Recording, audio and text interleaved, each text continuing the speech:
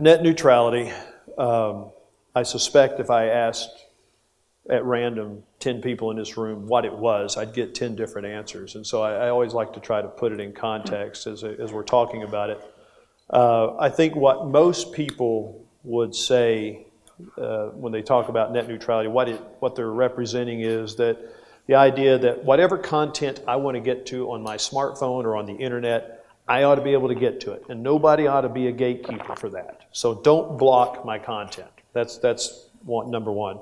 And number two, depending on the content I go to, nobody should be dictating how quickly I can get to it, how fast it gets to me. Throttling is the term. So blocking and throttling. Those are the two big things people talk about. And so this has been the biggest debate in our industry that I can recall. And the rules have, one FCC comes in and says, here are the rules. New president comes in, appoints a new FCC chairman. They say, no, the rules are over here. Then somebody comes in and files a lawsuit, and the courts come in and say, no, needs to be back over here. The new FCC commissioner comes in and says, no, but if we do it this way, then we can get the rules back over here. We're all in the industry just going, I'm getting dizzy, all right?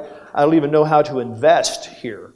And what has happened is the FCC came along in 2015, and they used an approach that would withstand court challenge, they believed. We'll see if that turns out to be the case or not.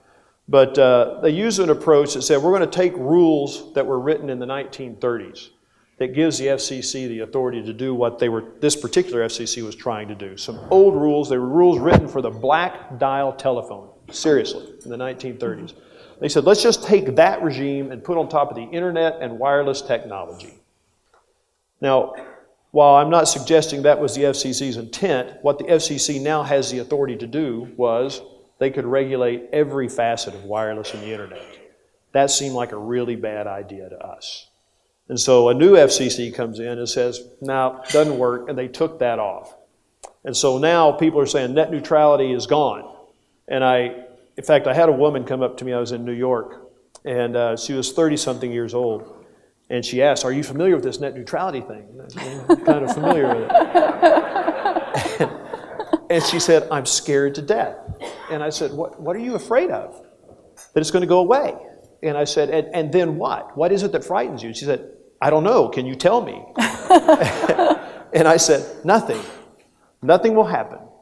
What the FCC has done is basically said, look, AT&T, you have in your customer terms and services and conditions that you will not throttle and you will not block. You're legally bound to that, and we will hold you to that, all right? The FTC now has authority over that. And so what's happened, though, is that's this one FCC now is taking the rules here. I lay awake at night and say, if the Democratic Party wins in 2020, and a new FCC commissioner comes in, does he want them back over here? And so we're going to be in this game until Congress does its job. And my belief is Congress needs to step up, and they need to take this issue on comprehensively. Thou shalt not block, thou shalt not throttle, according to statutes written by Congress. And by the way, while you're at it, you need to talk about privacy.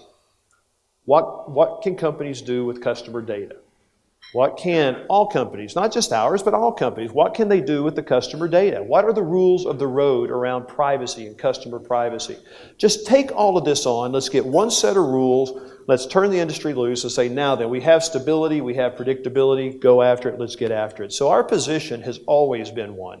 No throttling, no blocking, and let's get the rules right on privacy, and you'll see investment flourish.